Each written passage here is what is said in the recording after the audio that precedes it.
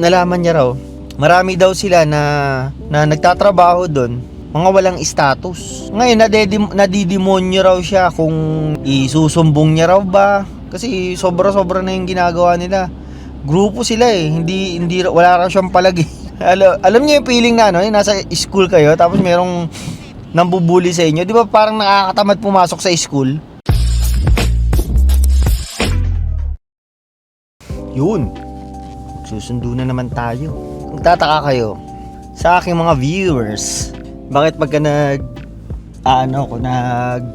bibidyo ko pagka nasa sasakyan na pauwi galing trabaho o kaya magsusundo, mga ganyan. Kasi mahaba yung oras ng travel papunta sa sa trabaho ng misis ko.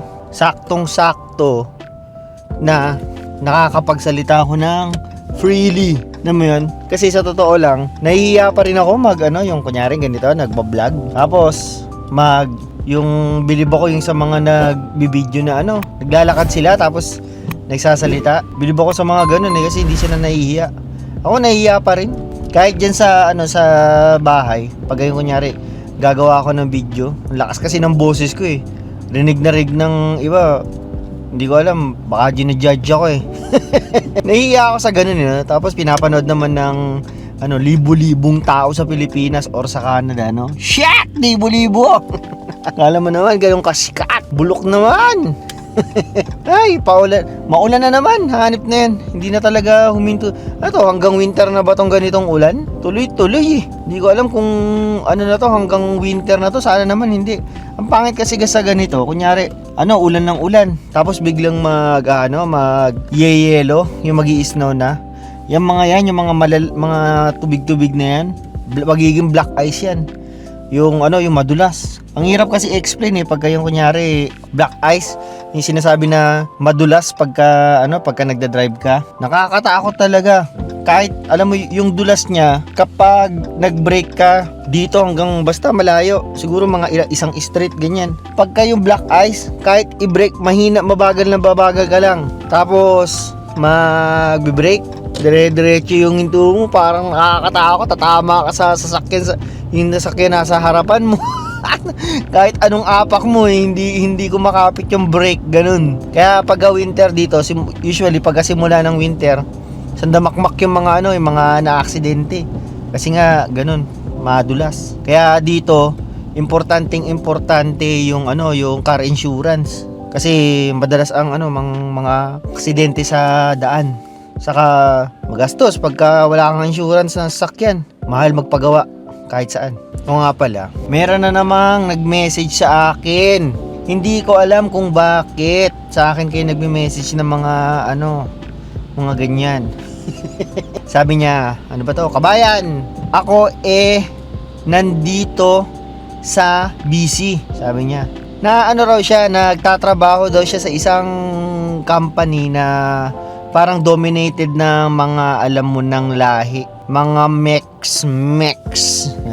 raw sila, parang metal sheet sila yung mga sa mga yero, mga ganyan, mga bakal. Raw, okay lang naman daw sa trabaho, ganyan.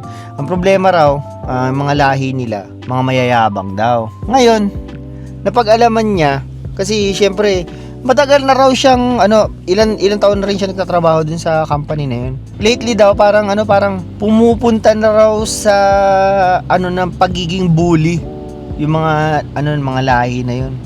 Parang na siya, pinagkakaisahan na siya. Hindi naman daw siya sabi niya, hindi naman sa pagyayabang kabayan. Maayos naman ako magtrabaho, sabi niya. Hindi naman ako yung alam mo yung tamad-tamad. Alam mo naman mga Pilipino, syempre. Pero yung mga yun daw, tamad daw sa trabaho. Ngayon daw, meron ginawa sa kanya na hindi niya raw parang hindi niya na raw matiis na gumanti. Parang basta alam niyo yung mga bully sa sa school na lagi kang tinatawanan, lagi kang basta bully. Ang ginawa niya raw, sinumbong niya na raw sa boss, sa supervisor. Kalahi rin daw. Wala rin daw ginawa. Ngayon, napag-alaman niya lately, eto na yung juicy part. Yung mga nambubuli pala sa kanya, mga walang status. Mga estudyante pala yun dati, no? Mga student na nagtrabaho lang dun sa kasi syempre, pagka lalo na sa BC, mahirap maghanap ng trabaho. Kahit saan na lang daw, Nalaman niya raw, marami daw sila na nagtatrabaho doon, mga walang status. Ngayon, nadidemonyo raw siya kung niya raw ba, isusumbong niya raw ba, o sabi niya, kasi sobra-sobra na yung ginagawa nila. Grupo sila hindi wala raw siyang palagi. No, alam niyo yung feeling na nasa school kayo, tapos merong nambubuli sa inyo, di ba parang nakakatamad pumasok sa school? Ganun yung pakiramdam niyan Ayoko niyan kasi ako dati nabully ako maliit ako na bata dati. Sabi niya, meron bang way para magsumbong sa mga illegal, mga ganyan? Sabi ko, kung kung meron kang confirmation na talagang walang status yung mga kasama mo, yung mga nambubuli sa'yo, bakit hindi, di ba? Kasi una sa lahat, huwag niyo ako i-judge kung bakit yun ang ang suggestion ko, ang sinabi ko sa kanya. Kasi una sa lahat, makakatulong ka na sa Canada. Mababawasan yung mga illegal dito sa Canada kasi isa nga yan sa nirereklamo ng government na masyado na dumadami yung mga illegal immigrants sa Canada di ba? Una yun, makakatulong ka sa Canada. Pati sa mga gustong maghanap ng trabaho. Diba nirereklamo nga ni party leader Pierre ng Conservative, ninanakawan daw ng mga immigrants ang mga young Canadians ng trabaho. O yan, pwede ka makatulong, diba? Mababawasan yan pagka napatunayan sila walang status. Sigurado yan, deport yan, mga ganyan. Pangalawa, makakatulong din sa'yo, tatanggal yung stress mo, di ba? Kasi syempre, ikaw binubuli ka Sa totoo lang, ayoko talaga ng ganyang feeling. Naalala ko yan dati nung estudyante ako kasi ganyan nga. Yung ayaw mo, tinatamad kang pumasok kasi makikita mo na naman yung mga nangaharas sa'yo, yung mga ganyan. Ganun, isipin mo yun, tapos, fully grown man ka. Tapos, binubuli ka lang ng mga ganyang tao. Kaya, yun ang ko sa kanya, yun ang suggestion ko sa kanya. Kung meron kang sapat na ebidensya at tama yung iyong hinala na illegal yung mga sa'yo, yung mga nambubuli sa'yo, why not? Isumbong mo, di ba? Sa IRC, hindi ko alam kung pwede ka naman siguro tumawag sa IRC. Hindi ko alam kung saan mo na lang, i-research mo na lang. Pero hindi ko pa kasi ginawa yun kasi alam mo naman karamihan naman ng mga nandito na puro mga legal naman. So, sabi ko sa kanya, i-research mo maigi. Saka syempre, i-double check mo rin. Mamaya naman yung irereklamo mo meron naman palang papeles. Hindi lang yung mga taong yun na maaabala mo, pati yung kumpanya nyo.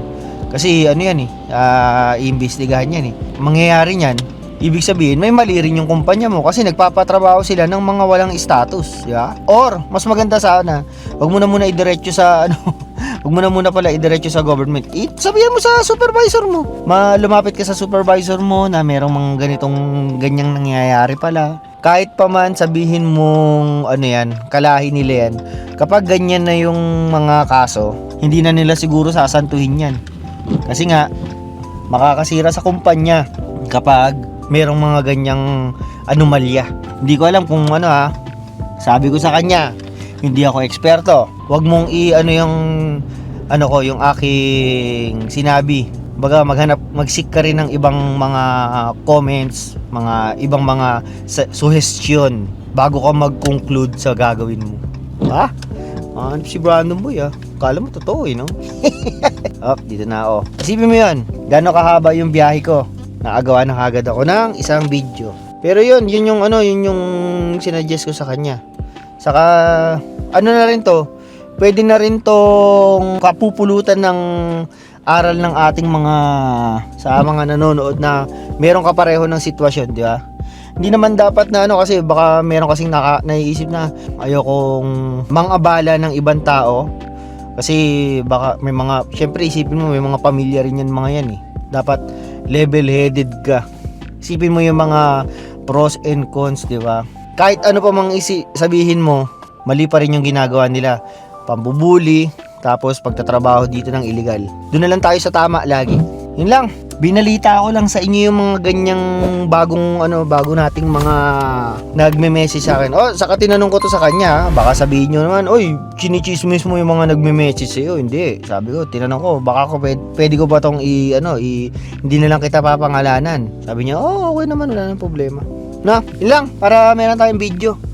At sarap mag-edit ngayon habang nagkakape kasi maulan no? Yun lang. Like, share, subscribe yung mga alam nyo din. Pinapaalam.